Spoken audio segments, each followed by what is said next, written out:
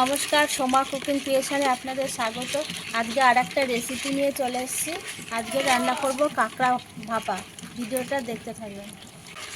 কাঁকড়াগুলো কেটে ধুয়ে পরিষ্কার করে নেব। কাঁকড়াগুলো কেটে ধুয়ে আমি পরিষ্কার করে নিয়েছি। পরিমাণ মতো লবণ দেব, পরিমাণ মতো হলুদ গুঁড়ো দেবো। আর আমি কাঁকড়াটাই টিফিন বাটির মধ্যেই ভাপাবো, ওর জন্য এর মধ্যেই নিয়েছি। জিরে আর ধনে বাটা একসাথে পরিমাণ মতো দিয়ে দেবো। আদা বাটা দেবো পরিমাণ মতো। কাঁচা লঙ্কা বাটা দেবো পরিমাণ মতো। টমেটো বাটা দেবো পরিমাণ মতো।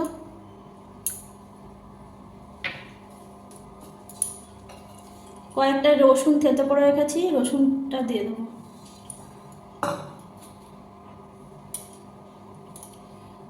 একটু ফুটা শুকনো লঙ্কার গুঁড়ো দেবো।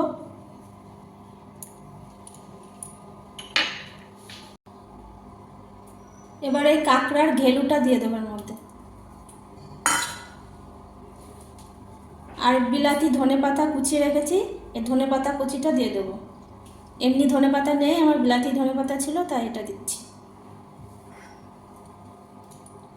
আর সর্ষের তেল দেবো, পরিমাণ মতো সর্ষের তেল দেবো।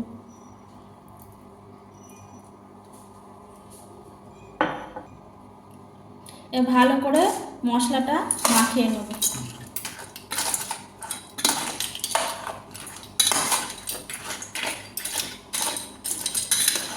কাঁকড়ার সাথে ভালো করে মাখিয়ে নেব।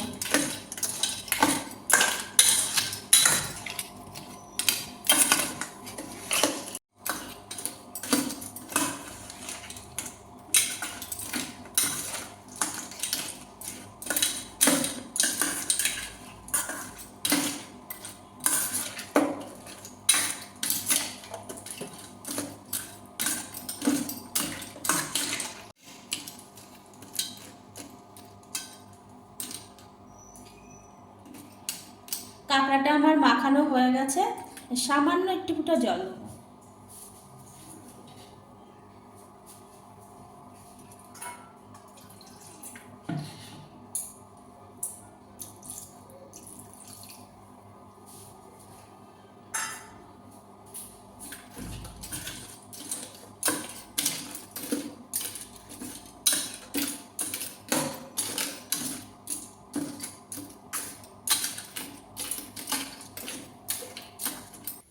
টিফিন বাটিটার ঢাকনা আটকে দেবো।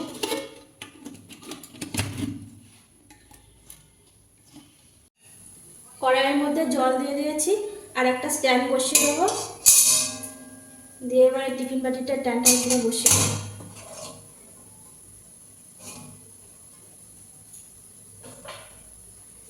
এবার ঢাকনা দিয়ে ঢাকা দিয়ে দেবো। ঢাকা দিয়ে ফুটতে দেবো জলটা শুকিয়ে আসা পর্যন্ত।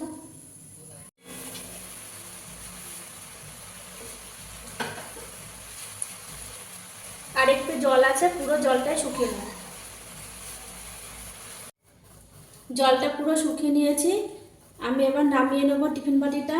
নামিয়ে ঠান্ডা করে তারপরে খুলে দেখব। টিফিন বাটিটা ঠান্ডা হয়ে গেছে, এবার ঢাকনা খুলে দেখব।